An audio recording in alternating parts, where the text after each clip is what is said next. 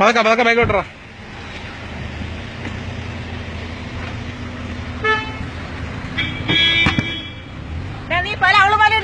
എടി പുണ്ടച്ചി, നിന്റെ അവളുമാരാ ഇവനെ ഞാൻ വിടുന്നാ നീ എഴുന്ന. നീ പൊന്മുടി കറങ്ങി ഇന്നലെ രാത്രി 1 മണിക്ക് നിന്നെ നീ വിടണ്ടടി. നീ വിടണ്ട. നീ സമാനപ്പെടടി. നീ ഇന്നലെ രാത്രി കൊടുത്തന്നെ 1:30 കയറ്റി. നീ 1:30 കയറ്റി. നിന്റെ കൂടെ പഠിച്ചതാ. ഇറങ്ങടാ മൈരെ, ഇറങ്ങടാ. എടി നീ ബഹളം വയ്ക്കല്ലെന്നാ. നിനക്ക് എത്ര ധൈര്യമാടി. നീ ഇന്നലെ രാത്രി 1:30 വണ്ടി ഇറക്കിട്ട് കൊടുത്തന്നെ.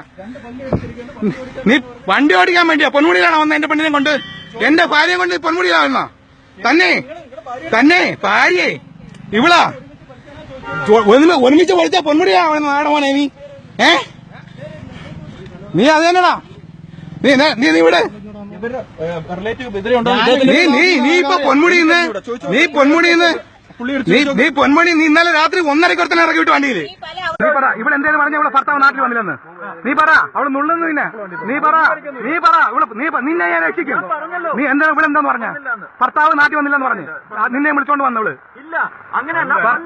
പല്ലെടുത്തു. ഭർത്താവ് നാട്ടിൽ വന്ന് എടി ചാവടി. എടി ചാവ്. നീ ചാവടി. നീ ചാവ്. എടി നീ ചാവ്.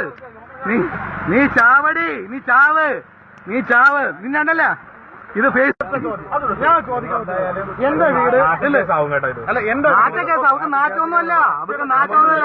അവള് പൊന്മുടിയില് കാമുകനുമായിട്ട് പൊന്മുടിയിൽ വന്ന് റൂമെടുത്ത് ഇന്നലെ 1:30 അവർക്ക് ഇറക്കി വിട്ടവൻ.